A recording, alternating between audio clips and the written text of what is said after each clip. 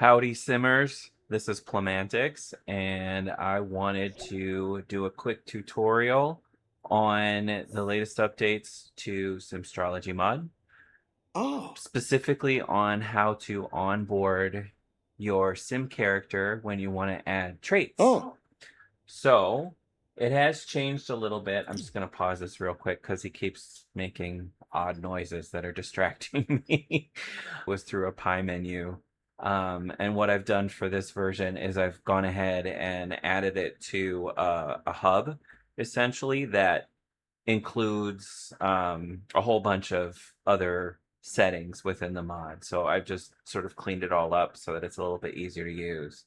I did receive feedback recently that a few people were like, I don't know what to do now that you've changed it. So I thought maybe I should do a quick tutorial. So that's what this is.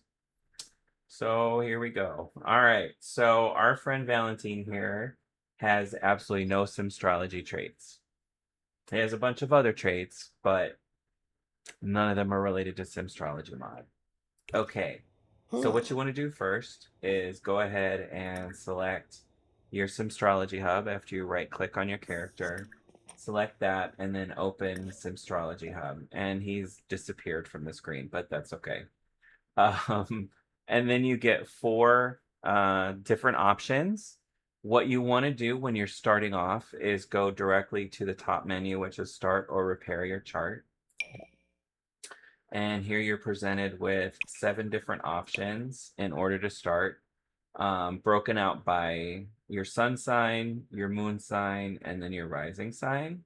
And the reason that there's 3 for season, or for sun rather, is that I wanted to give players an option to choose by the current season in the game. I also wanted to be able to give players the ability to choose the sun essentially based off of a randomized sampling of their current personality traits. Then you can also randomize your sun, let the universe choose it.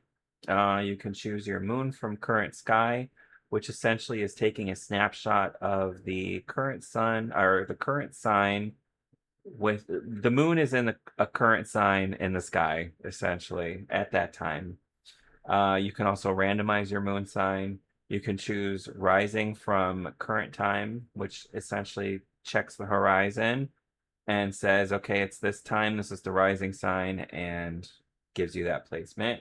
Or you can randomize rising, which this is generally how I play with my Sims, because I think it's the most, it's almost seems like the most random. But the nice thing about this too is that the minute you select this, it does take a minute, but it will select your rising sign, your sun sign, your moon sign, but also will tell you automatically where all your houses lie based off your rising sign. And it also will take a snapshot of the planets that are sitting in which sign at that moment. So it'll also happen if you do just rising first. I mean, it'll happen anytime you do rising, essentially. But, you know, if you started with just rising alone and then did moon, sun, whatever, either way, it's going to wind up the same way. It's just, for me personally, I like to do randomized rising and onboard household. So I'm going to go ahead and select that, and we'll see what our friend gets. Oh, it went faster than I expected. Okay, so Valentine is a Scorpio rising. Awesome placement. He is a Pisces sun, equally awesome.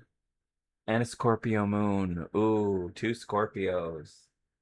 So he's gonna be interesting. Interesting.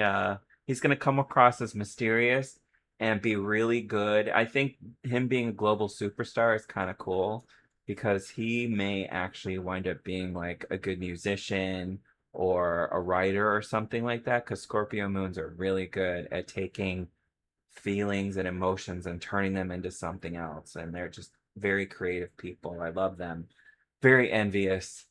Um, but anyway, so yes, he is back to my character. Enough about me. He is a Scorpio moon with a Pisces sun and Scorpio rising. He is ruled by Mars. His chart, rather, is ruled by Mars because Scorpio is ruled by Mars in the game. and so that becomes his chart ruler. And he also has a Scorpio moon karmic trait, which is the Phoenix memory. And essentially, when you get your moon sign, you also receive a little karmic marker, it's called. It doesn't really do much of anything, it just sort of adds to the story.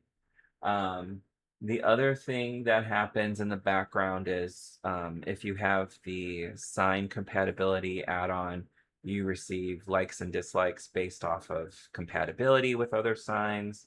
Um, and all three signs are represented.